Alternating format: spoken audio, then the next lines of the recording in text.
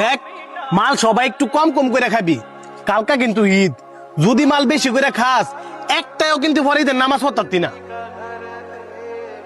ধুরু বেটা, সারা বছরে 2টা সানরাইজ পাই, এই সানরাইজে যদি ভরপুর মাল না খাই তাহলে কবে খামুরে?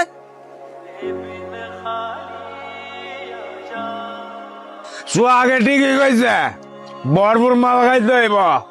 বাহ, 30টা দিন কষ্ট করে রোজা রেখা এখন বরফুর মদ খাইতে হইব। তোরা জানোস না মদ খাওয়া যে হারাম? এই যে তুই মদটা খাইতেছস, তোর মুখ তো 40 দিন নাফাক থাকবো। এই নাফাক মুখ নিয়া তুই যে নামাজ পড়বি কেমনে? বেশি জ্ঞান না দিয়া এন এক পেক মার। জ্ঞান দিতেছি না। এই যে রমজান মাসটা যাইতেছে, যারা কবরবাসী আছে এরা আম গরিবি টাকায় কান্তাছে, আর আমরা এই দুনিয়ার রং তামাশা নিয়ে মজ মাস্তি করতেছি।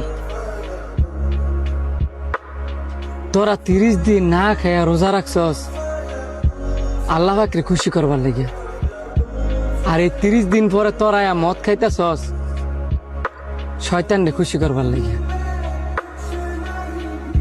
আল্লাহ না করুক এই যে তোরা সবাই মদ্যপান করতেছস, এই অবস্থায় যদি যে কেউ একজন মারা যাস, কবর গিয়ে তোরা কি জবাব দিবি বুঝতেছস? বন্ধু, তুই তো ঠিকই কইছস, আমি তো এইভাবে ভাইবা দেখি নাই। এই যে আমি এখন থেকে তওবা করলাম, আমি আর কোনোদিন মদ খামো না। বন্ধু, আমিও তওবা করলাম, আমিও আর কোনোদিন মদ খাইতাম না।